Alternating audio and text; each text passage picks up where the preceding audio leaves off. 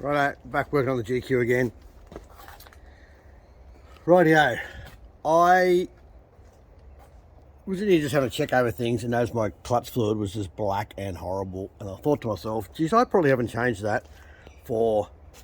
Actually, I can never remember changing it. I've had this car since '94, so it's like, I don't know, was that 28 years or something? So I wouldn't be surprised if it's the original fluid. I went, well, so I'll put some new fluid in to give it a birthday.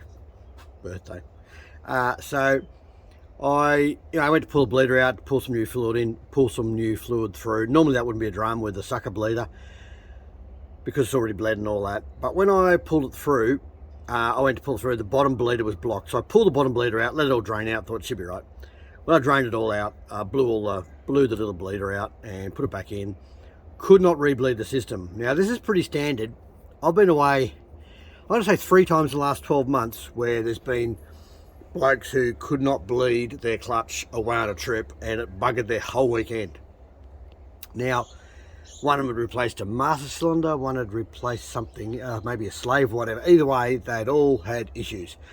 Now, this is fine. If you're away, you can probably buy, even if you're away somewhere, you can probably go to the shop and buy a master cylinder and slave cylinder. They're relatively accessible. But it's not putting them in, it's the problem. The problem is actually bleeding them. So what we've got in a GQ is the master cylinder. From the master cylinder, a little pipe comes up, that tube comes along here, blah, blah, and down to the bottom. Now it goes down to your slave cylinder, but down the bottom, about another foot down that way, there's a little T-piece. And the T-piece has another bleeder coming out the side here, which comes up to this thing. Now this is to make life easy at a workshop, I think, where they probably have a pressure bleeder, because that's like a big line. That's like an 8mm line or something coming up, and these ones are only 5, little tiny ones. Now, this one gets a big volume of air stuck in it, and when you're trying to bleed it, your suction bleeder just bleeds it, puts it under vacuum or whatever, and doesn't seem to actually pull the fluid through. There's always air in that line. Now, the shops have probably got a big pressure bleeder as opposed to a vacuum bleeder, where they have a big pressure pot, which is like sort of like a metal, steel version of a what do you call them? A garden weed sprayer.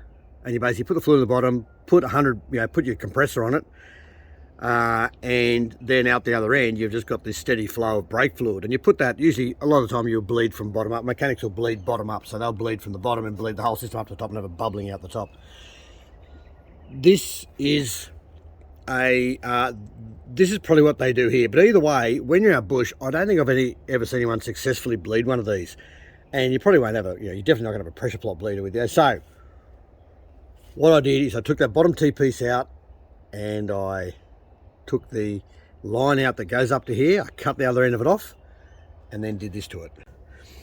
I've cut this bit off, the bit that comes up to this bleeder,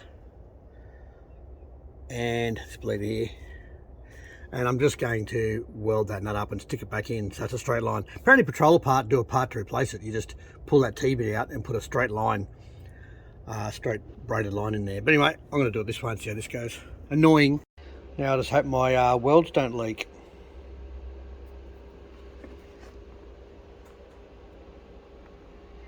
Remember, if you're doing it this way, dodgy way, you've got to put that little flare back in.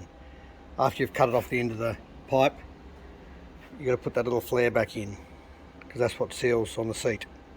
After putting that welded up bit in with my 30-year-old master and slave, sucked it through from the bottom, sucked about 1 reservoir full through, and all good, done. Got a clutch pedal again. How dumb is that? I spent hours on that. Yeah, so that was relatively simple. But the problem, of course, is you can Google this when you're out bush and go, oh yeah, we'll do that. But then you've got to get it out, weld it up, and put it back in. Now you can probably do that. You can weld with batteries and stuff. But either way, I would probably do that at home. If you go away a lot, I'd do that at home. I know it's not very likely you're going to have a clutch go bung, but I've sent stuff up 3 weekends just in the last 12 months. So good little mod. Now remember, disclaimer, I'm not a mechanic. There'll be blokes out there who know a way to do it and I'll go, oh, that sounds simple. But anyway, because I've seen it happen so many times, I thought it was worth putting up. Righto, now for the next GQ problem.